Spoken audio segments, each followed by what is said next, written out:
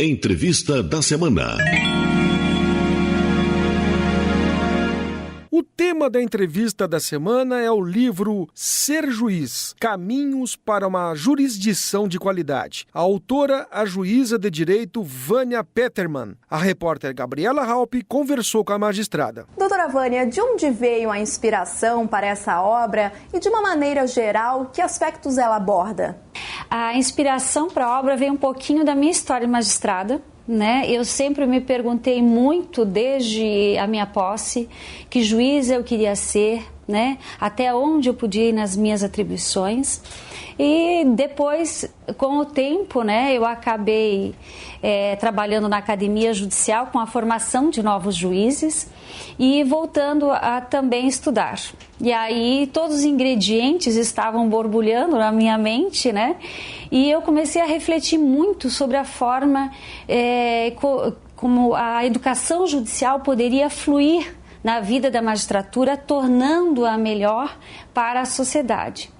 E aí, quando eu fui escrever o livro, eu iniciei uma abordagem, trazendo a história da magistratura desde o Brasil colônia. Me deu uma curiosidade de saber como eram os juízes naquele tempo, E fui resgatando aspectos também da formação da organização judiciária daquele tempo, como os juízes eram formados, como eles eram nomeados, e vim empurrando, passando pelo Império, pela República Velha, chegando na redemocratização de 42 até a ditadura militar, e o marco da obra no primeiro capítulo é a Constituição. Com o que eu pretendi chegar no presente momento, no constitucionalismo atual. E que desafios nós temos pela frente? Que sociedade nós encontramos? Uma sociedade complexa, cheia de problemas sociais e que muitas vezes levam o cidadão a confundir o próprio sentido da justiça. Nesse aspecto eu abstraí que não existe uma crise do judiciário, mas sim uma crise de humanidade provocada pelo ocidentalismo, pelas promessas não cumpridas do desenvolvimento econômico, E aí pensei, essa crise geral então é um motivo para nós nos imobilizarmos? Não, vamos procurar dentro do Poder Judiciário quais são os problemas centrais, e nos quais eu encontrei de alguns que vinham desde o Brasil colônia, outros nem tanto. Encontrei o viés da magistratura e a sua formação. E aí o terceiro capítulo ele vai tratar justamente do que a formação judicial ela pode transformar na justiça e na pessoa do próprio juiz, para que ele seja um profissional realizado, comprometido com a justiça, com o bem-estar social e o bem-estar das pessoas. E aí, para fechar, eu trago um pouquinho da experiência da Academia Judicial de Santa Catarina, que foi a pioneira no país, sendo a primeira credenciada pela Infam, para realizar o curso de formação inicial no concurso para ingresso na carreira da magistratura. A senhora fala de caminhos para uma jurisdição de qualidade. Na opinião da senhora, uma boa prestação de serviço começa pela qualificação de juízes? Com certeza. E por que eu vou dizer isso para ti, Gabriela? Porque o ensino jurídico no Brasil, ele é, já desde aquela época, ele é generalista e tecnicista. O ensino jurídico no Brasil, lá na colônia, ele esteve preocupado muito mais a formar profissionais que servissem ali à corte.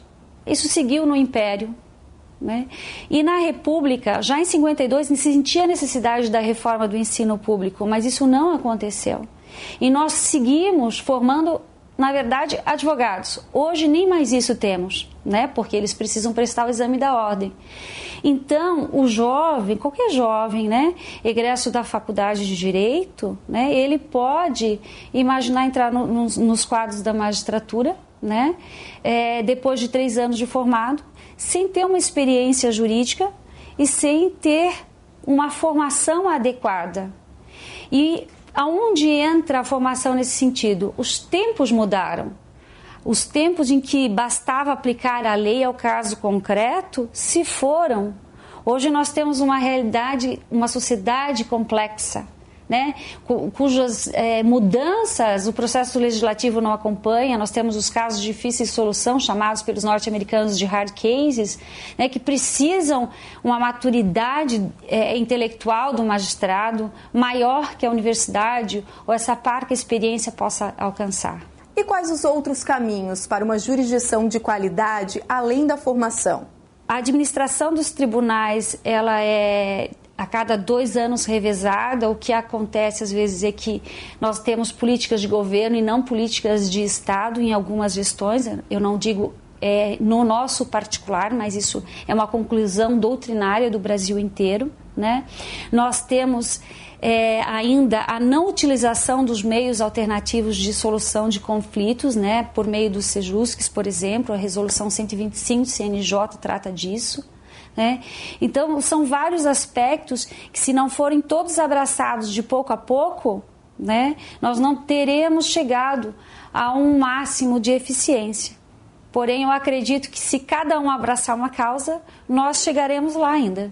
A senhora faz um resgate histórico no livro da atuação do magistrado desde o Brasil colônia até a Constituição de 88. Na opinião da senhora, houve uma evolução na prestação jurisdicional? Bom, a magistratura evoluiu, sim. Se nós contarmos que nós tínhamos no Brasil colônia o juiz Boca do Rei, que era aquele que era formado em Coimbra a serviço da corte, né? E que não tinha garantia nenhuma. Se ele decidisse contra o rei, ele era demitido.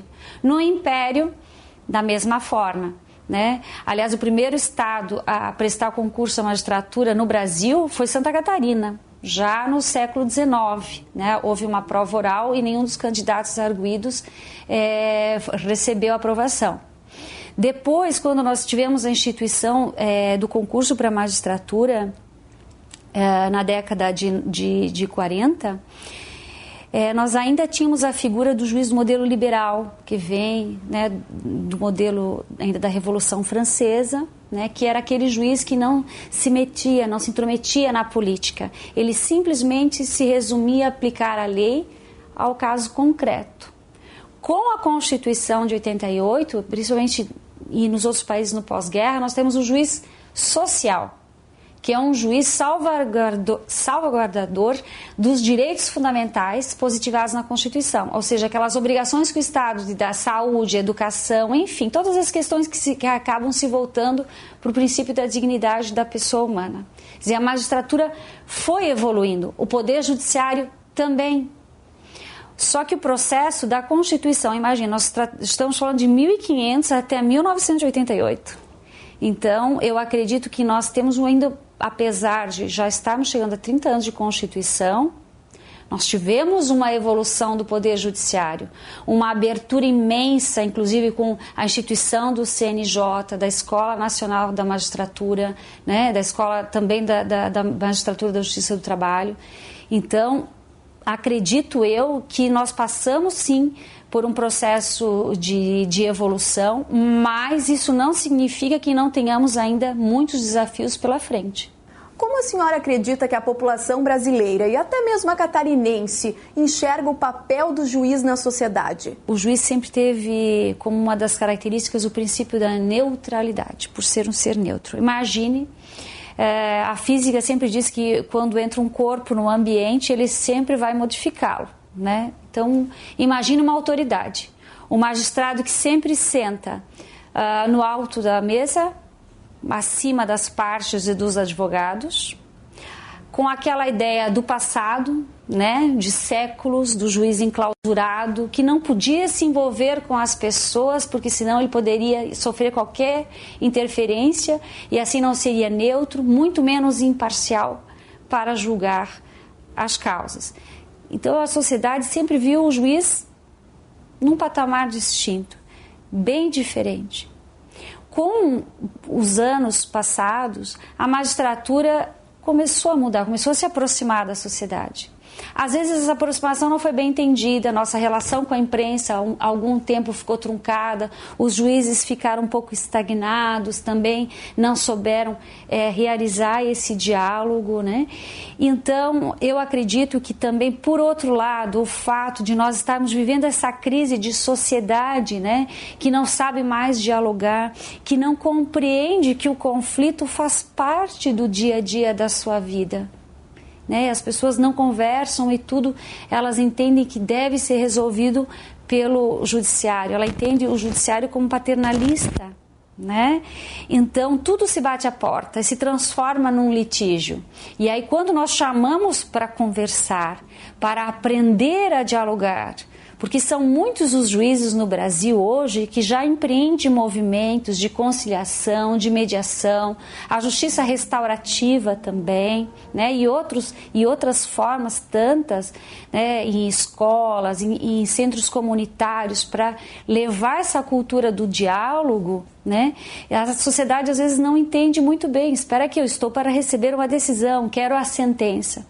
E aí depende muito da sensibilidade do magistrado ou daqueles com quem ele trabalha, dos servidores, para que converse e mostre a todos que podem voltar, né, a dialogar e buscar sozinhas, né, empoderadas, para solucionar os seus problemas de vida. Para finalizar, eu pergunto à senhora se esse é o primeiro livro de autoria própria e se pretende escrever outros aí no futuro. Então, esse é o meu primeiro livro sem coautoria. Era um projeto já de muitos anos, né, que eu deixei de lado por questões pessoais e da própria magistratura. E a intenção de escrever sempre há, porque é viciante, é empolgante. Atualmente trabalhando ainda com juízes na Academia Judicial do Tribunal de Santa Catarina, como diretora pedagógica e acadêmica. E eu imagino que, passado mais alguma experiência, eu penso sim em continuar na linha da educação judicial, se tudo der certo, né? Obrigada, doutora Vânia Peterman, juíza de Direito da comarca de Florianópolis, por vir conversar conosco a respeito do livro Ser Juiz, Caminhos para uma Jurisdição de Qualidade.